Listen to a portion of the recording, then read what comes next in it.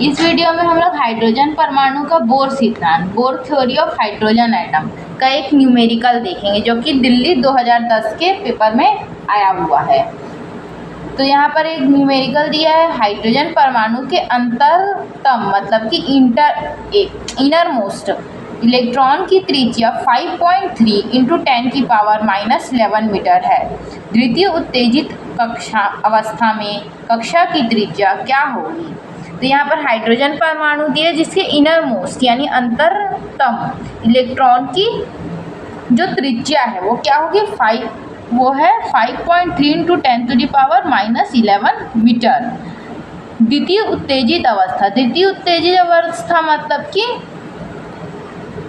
जो इलेक्ट्रॉन का जो ऊर्जा स्तर होता है वो क्या होता है? पहले निम्नतम अवस्था होता है जिसके लिए n का मान क्या होगा? 1 होगा। फिर उसके बाद प्रथम उत्तेजित अवस्था आता है। प्रथम उत्तेजित अवस्था में n का मान क्या होता है? 2 होता है। फिर आता है द्वितीय उत्तेजित अवस्था जहाँ n का मान 3 होता है। इस प्रकार से ये आगे बढ़ता है। तो ये क्या है? निम्न अवस्था जिसको हम लोग निम्नतम अवस्था जिसको ग्राउंड स्टेट भी कहते हैं, ये फर्स्ट एक्साइटेड स्टेट है या प्रथम उत्तेजित अवस्था, ये सेकंड एक्साइटेड स्टेट है या द्वितीय उत्तेजित अवस्था। तो यहाँ पर हमको द्वितीय उत्तेजित अवस्था में यानी कि n = जब क्या हो? 3 हो। तो जब n = 3 हो उसमें क्या निकालना है हमको? कक्षा की त्रिज्या या r निकालना है। ये क्वेश्चन में पूछा गया है। मैंने उसको लिख देते हैं। तो दिया है क्या क्या दे रखा है?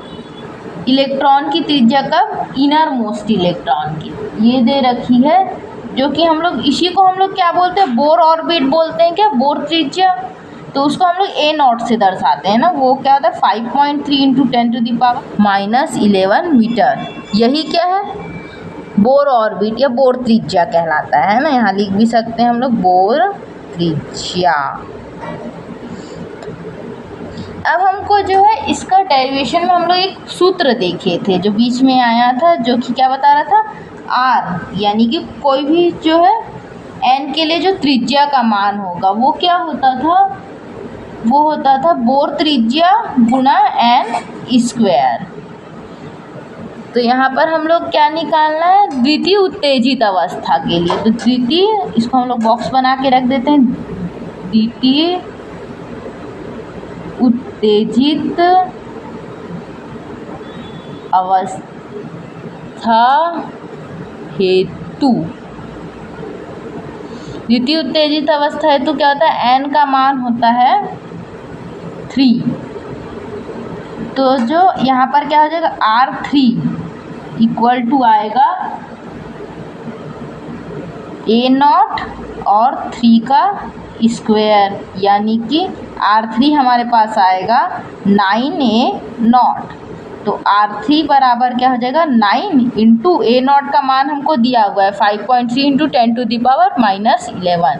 ये लिख देते हैं 5.3 × 10⁻11 और ये आंसर पूरा किस में आएगा? मीटर में आएगा।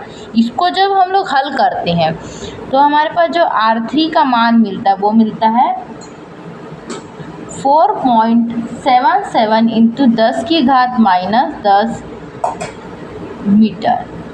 तो ये क्या होगा? n = 3 या फिर द्वितीय उत्तेजित अवस्था में कक्षा की त्रिज्या होगी। तो यहाँ लिख देते हैं उत्तर अतः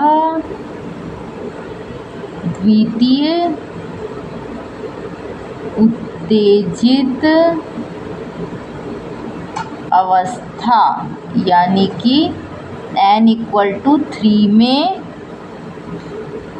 कक्षा